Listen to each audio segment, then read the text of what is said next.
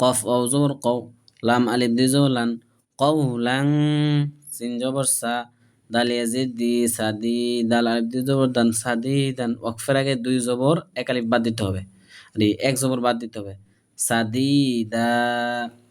আর তানবিনের পরে সিন আসছে, এই কারণে ওয়াকফ করতে হবে, আর ওয়াকফ বলে এখানে গুন্না করতে হবে, কওলাং সাদিদা। আইন ইয়া জবর আই, নুন দুই পেশ নুন, আই নুন। তানবিনের পরে জিম আসছে, জিম হচ্ছে ইখফার হরফ, অর্থাৎ ওই আটটি হরফে যে কোনো একটু যদি না আসে তাহলে গুন্না করতে হবে। আই নুন, জিম আলিফ জবর যা, জবরের পরে খালি আলিফ, এক আলিফ টান দিতে হবে, আই নুন যা, রাজের রিয়া জবর রিয়া, যা রিয়া, তা দুই পেশ তুন, যা রিয়াতুন।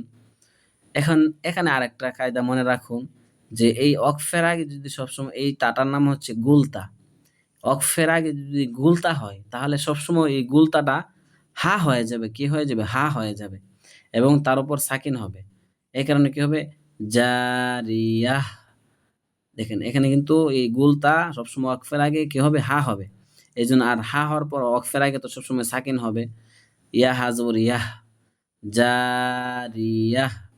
আমি আবারও বলতেছি, অকফের আগে যদি গুলতা হয় তাহলে সেটা হা হয়ে যাবে, এবং অকফের আগে তো সবসময় সাকিন দিতে হয়। এই কারণে জারিয়াহ, আইনুন জারিয়াহ।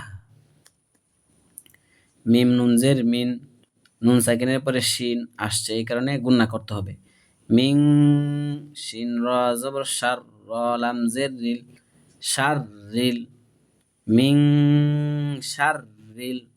ওয়াও সিন জবর ওয়াস, ওয়া আলিফ জবর ওয়া, ওয়াস, ওয়া জবর পরে খালি আলিফ, আর পরে ওকফ, এই কারণে তিন আলিফ টান দিতে হবে,